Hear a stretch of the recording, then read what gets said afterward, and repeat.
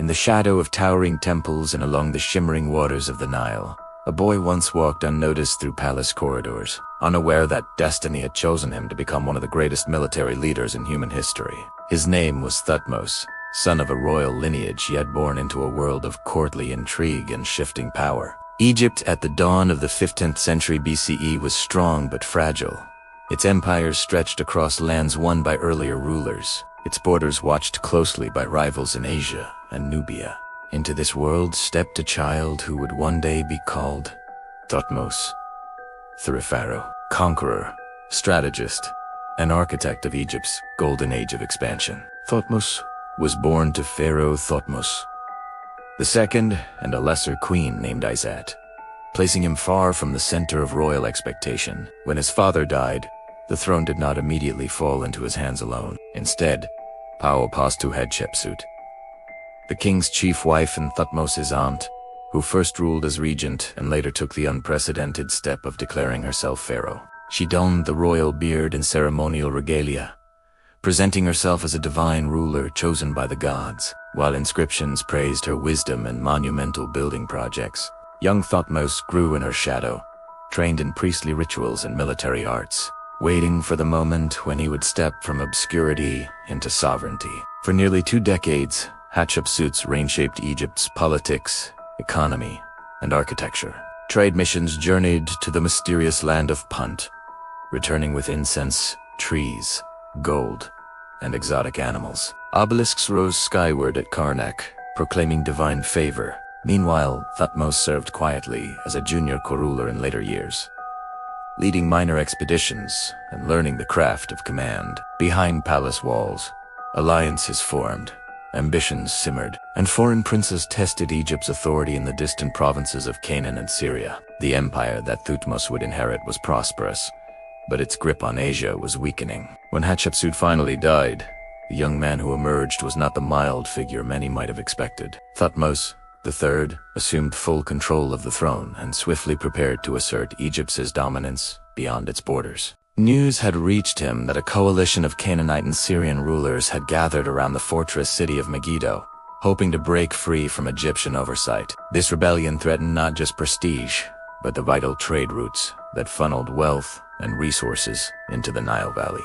Thutmose answered with decisive speed, assembling an army of infantry, charioteers, archers, and logistical staff in immense mobile force capable of crossing deserts and mountains. Marching north through Sinai and into the Levant, Thutmose faced a crucial decision near Megiddo. 3 routes lay before him, 2 safe but slow paths that would allow the enemy time to fortify, and 1 narrow mountain pass at Aruna Dangris, cramped and perfect for ambush.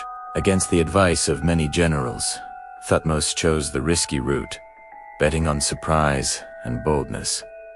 His gamble paid off. Emerging suddenly from the pass, the Egyptian army appeared before the stunned coalition, forcing them into hurried battle. The enemy fled toward Megiddo's walls, abandoning chariots and supplies, while Thutmose's soldiers surged forward to claim victory. Yet triumph was incomplete. Instead of storming the city immediately, the Egyptians paused to plunder the battlefield, giving the defenders time to close their gates. What followed was a lengthy siege, during which Thutmose surrounded Megiddo with a wooden palisade and cut off all escape. Eventually, hunger and fear compelled the city to surrender. Princes bowed before the pharaoh, offering hostages, tribute, and oaths of loyalty. This first great campaign established Thutmose III's reputation as a master commander and signaled the beginning of nearly 2 decades of relentless military expansion. Year after year, Thutmose led expeditions into Asia, pushing Egypt's frontier farther north than ever before. His armies crossed the Euphrates River, an achievement so remarkable that he erected a victory stela beside those of earlier conquerors, symbolically surpassing them. Cities were subdued, fortresses captured, and rebellious rulers replaced with loyal governors or forced to send their sons to Egypt as political hostages. Educated in Egyptian ways and returned as compliant vassals, tribute flowed southward: silver, copper, horses, chariots, cedar wood, precious stones, and finely worked weapons, transforming Egypt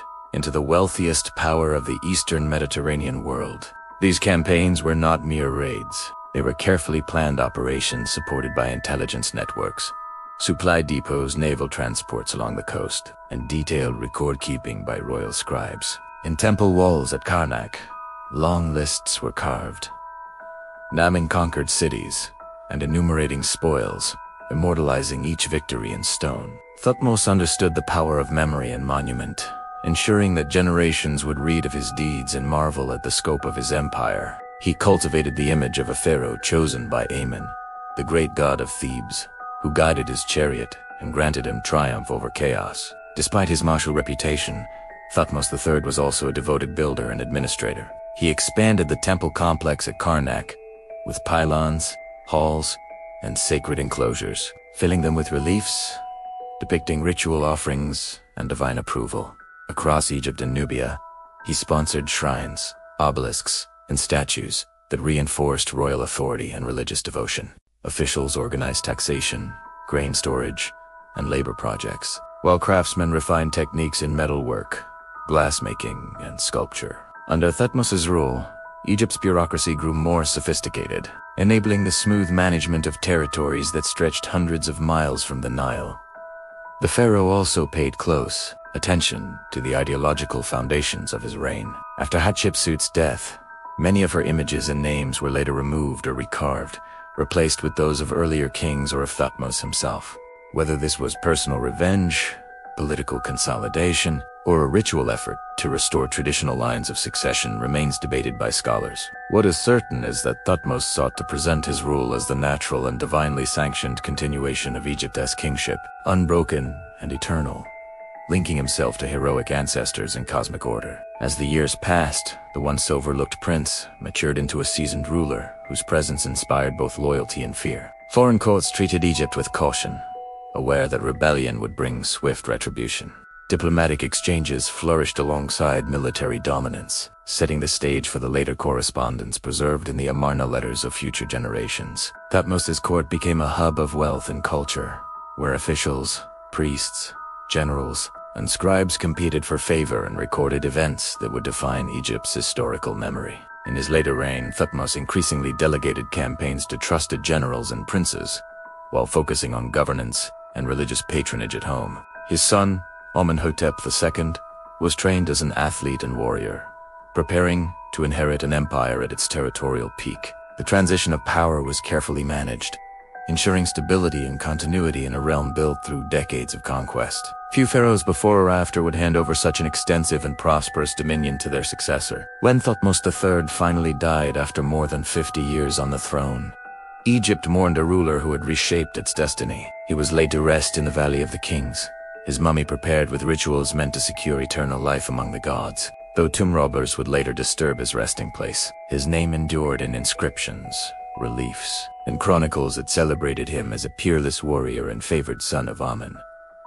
Modern historians often call Thutmose III the Napoleon of ancient Egypt, not because the two men shared an era, but because both combined tactical brilliance with relentless ambition. Through daring decisions, disciplined armies, and a keen sense of political control, Thutmose transformed Egypt from a powerful kingdom into a true empire whose influence reached deep into Asia and Africa. His reign marked the height of Egypt's military might and laid the foundations for centuries of wealth, diplomacy, and cultural exchange. Today, standing before the colossal ruins of Karnak, or gazing upon reliefs carved more than 3,000 years ago, one can still trace the outlines of Thutmose III's legacy. Each chiseled city name, each depiction of bound captives, each towering monument speaks of a man who rose from obscurity to command the ancient world. His story is not merely that of battles won and lands conquered, but of how leadership, strategy,